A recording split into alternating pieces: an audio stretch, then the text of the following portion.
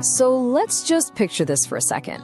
You're gonna bake some bread, the recipe looks simple enough, all your ingredients are fresh, you measure everything out meticulously, but then when it comes out of the oven, it's a mess, a total failure. So what on earth could have possibly gone wrong? Well, in a story that scholar Dr. Hanny tells, this is the exact scenario. The recipe says you need 850 grams of flour. Simple. So you pour your flour into a big, heavy glass bowl. You pop it on the scale, and boom, it reads a perfect 850 grams. You mix it all up, you bake it, and what you get is a dense, inedible brick. The thing is, every step seemed completely flawless. And this brings us to a really brilliant insight from Dr. Hanny. He says, the scale is being truthful, but it's not the truth. Think about that for a second. That 850-gram reading, it was totally accurate, but it wasn't the truth we were actually trying to find. So what was really going on? Here's the twist. The problem was never the flour. The ingredient was perfectly fine. The real problem was that heavy glass bowl it was sitting in. The scale was measuring the weight of the flour plus the weight of its container, all jumbled together. And here is the hidden culprit right here. That glass bowl all by itself weighed a whopping 626 grams.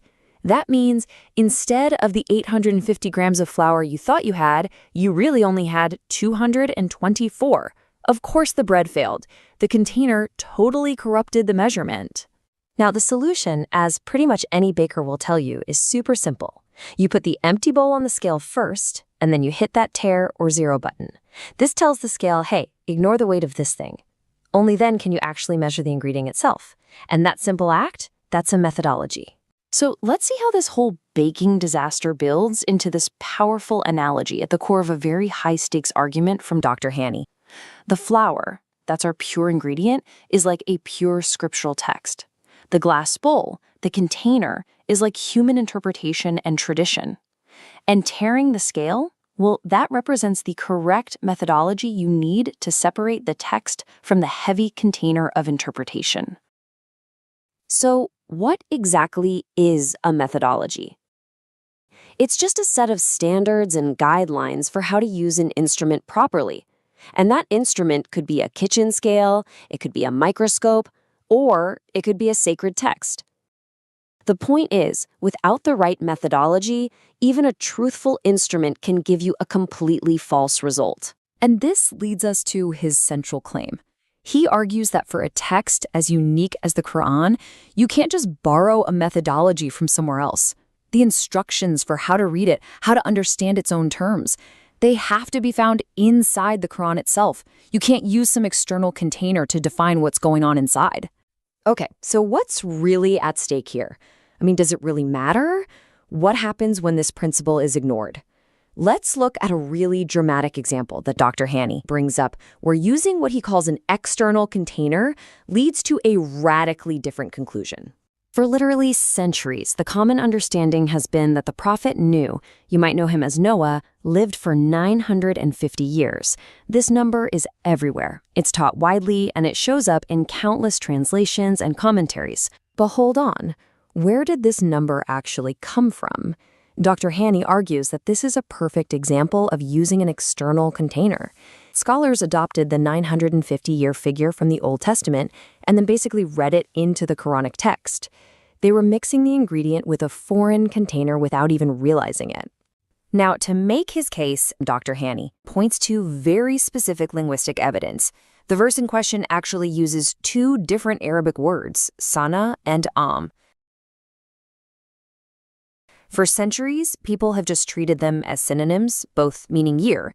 But his whole argument is that the Quran uses them as two very distinct units of measurement, and we're losing the real meaning by just mashing them together. So what happens if you apply a methodology from within the text? Dr. Hanny argues that the word sana, based on how it's used in other verses, often connected to hardship or, barrenness, it refers to an unproductive state or an unproductive group of people.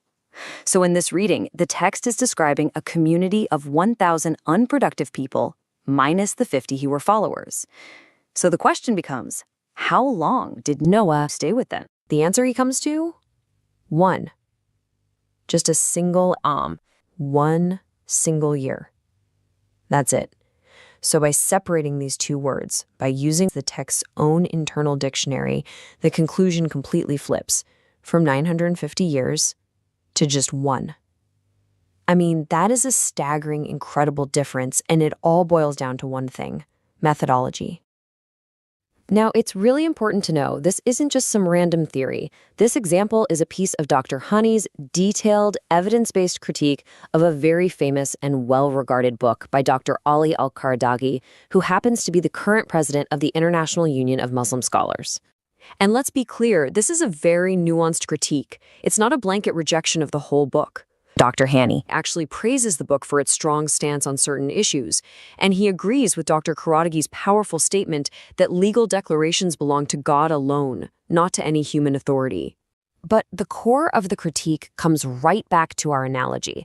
Dr. Haney's main issue is that Dr. Qaradaghi, despite all his insights, still accepts definitions of key terms from centuries of traditional scholarship, which is just another external container that gets mixed in with the pure ingredient of the text itself. So in the end, Dr. Haney's entire argument really comes back to this one powerful idea: that to truly understand a foundational text, you first have to have a rigorous methodology to isolate the content from the container it's been carried in for centuries. You have to tear the scale before you can ever trust the measurement. And this leaves all of us with a really provocative question, one that goes way beyond any single text or recipe. When we learn something, anything at all, how much of what we know is the pure ingredient of truth, and how much of it is just the weight of the container it was delivered in?